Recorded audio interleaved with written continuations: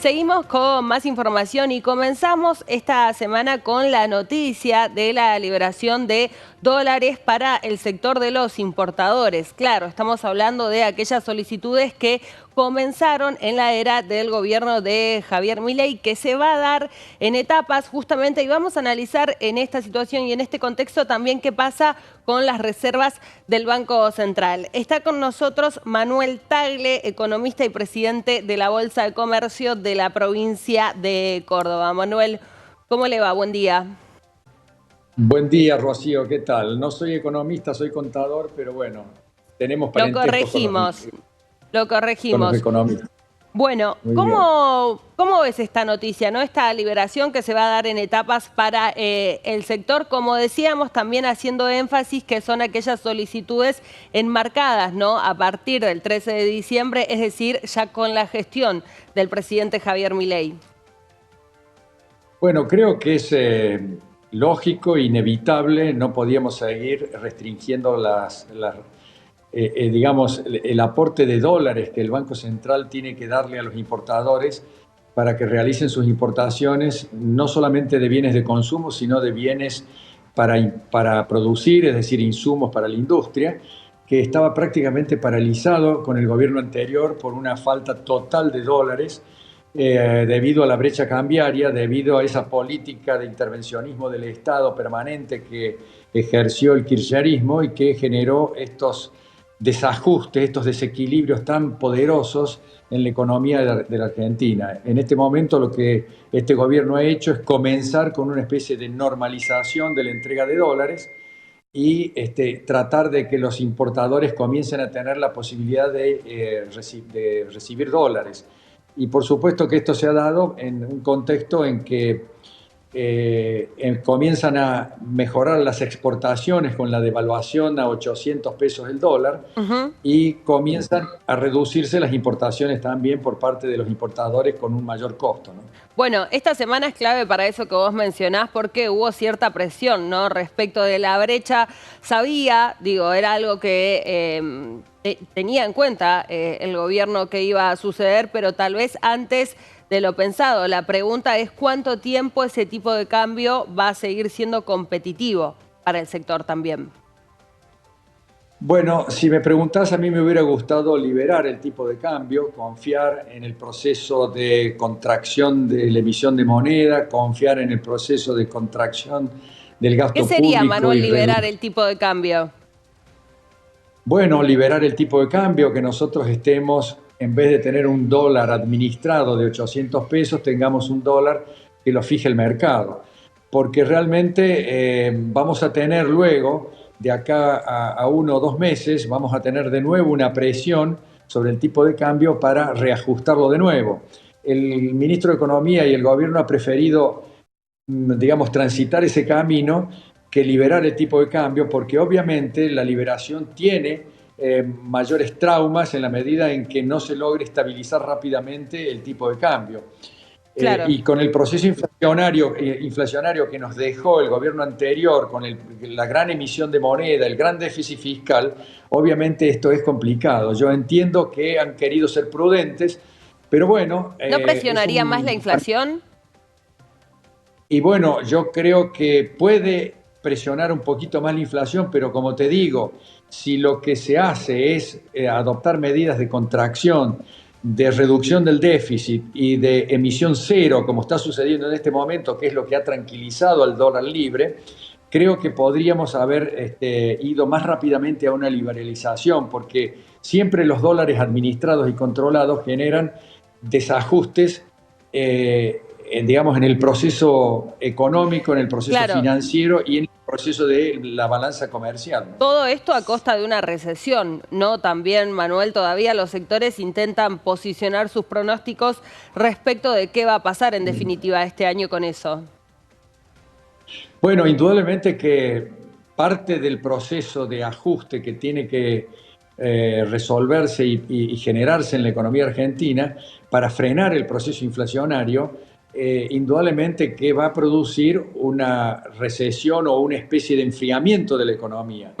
Pero en mi caso soy muy optimista en que a medida que se progrese en un proceso de ordenamiento de la macroeconomía, de los déficits fiscales, de la emisión de moneda descontrolada, va a comenzar un proceso de confianza en la sociedad, en el sector productivo, cuando vea que el proceso de estabilización es consistente y es confiable y es serio, y esa confianza va a generar digamos, un crecimiento, una recuperación del proceso económico que va a ser, digamos, el comienzo de la recuperación que la Argentina está necesitando desde hace muchos años. En algún momento se había planteado que el oficialismo pensaba liberar el cepo dentro del primer semestre. ¿Qué tan probable ves que eso suceda, ¿no? Con este también panorama general que dabas recién.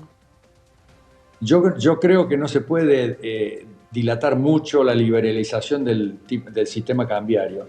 Me parece que será en 1, 2 meses, 3 meses, pero va a tener que ser lo antes posible, porque si no, los desajustes van a empezar a notarse en la economía y va a haber que hacer ajustes para controlar o contrarrestar los desajustes. Y entonces esos son los procesos que hay que evitar en la economía, que generan sobresaltos. Claro. Me parece que esto va a producirse, y lo importante es que hay que tener conciencia de que la estabilidad monetaria, una vez que comienza a producirse, que la inflación de este 30%, 28% que hemos tenido en diciembre y que podemos llegar a tener un índice parecido en enero, comienza a declinar, ese proceso de comienzo de la estabilización genera, como te dije recién, confianza. Y la confianza es clave para poder reordenar la economía argentina.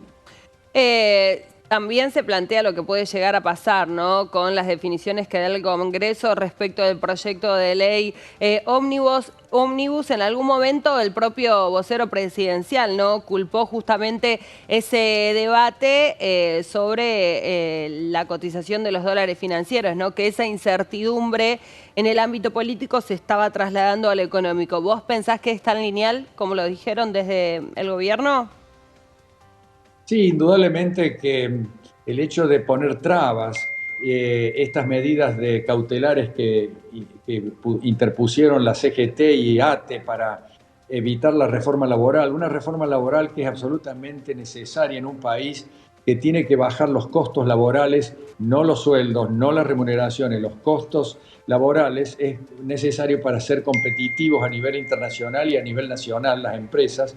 Y bueno, y esto me parece que comienza a veces a generar algún temor, pero creo que hay confianza en que se van a aprobar estas reformas, porque creo que el presidente y el gobierno actual están siendo muy firmes en ese sentido, y creo que tienen el poder suficiente como para lograr que las reformas sean aprobadas y que comencemos un proceso de más lógica en el ordenamiento de la economía, como ha sucedido en Uruguay, en Paraguay, en Chile, en tantos países de la región, no digamos los países desarrollados que ya no tienen estos problemas, pero que nosotros tenemos que transitar inexorablemente para lograr una inflación que esté en un dígito rápidamente, anual, digo yo, ¿no? Y eso puede demorar, por supuesto, 1 o 2 años, pero lo importante es el proceso de declinación de la inflación. Bueno, que ayer se logra con las conoció medidas.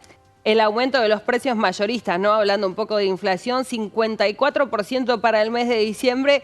Y algunos analistas lo que dicen es justamente, si querés ver qué va a pasar con la inflación en los próximos meses, mirá lo que pasa con los precios mayoristas, ¿no? Porque es justamente después lo que va a impactar en el IPC, ¿no? En los precios que directamente accede el consumidor. Obviamente con un impacto mayor por la devaluación, pero pensando también en esto, ¿no? En que van a venir, algo que ya se sabía, esto, digo, se comporta como un indicador más, meses de inflación todavía muy alta, ¿no? Para los argentinos.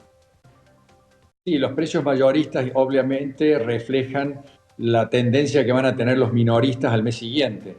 Esto es preocupante, pero no tanto, porque si hay realmente contracción monetaria, reducción a cero de la emisión de moneda y control de los déficits, comienza también un proceso de contracción de la demanda, porque además las subas de precios ayudan a reducir la demanda sobre esos productos. La gente ya no compra en ciertos niveles de precio. No, y esto es lo que va a empezar a suceder. Los aumentos que se han dado para cubrirse por algún temor de los empresarios, por lo que sea, en un mercado que ya es libre, van a ajustarse hacia la baja cuando la demanda se retraiga. Y muchos sectores ya están introduciendo descuentos importantes en las listas de precios porque ven que la demanda se ha retraído.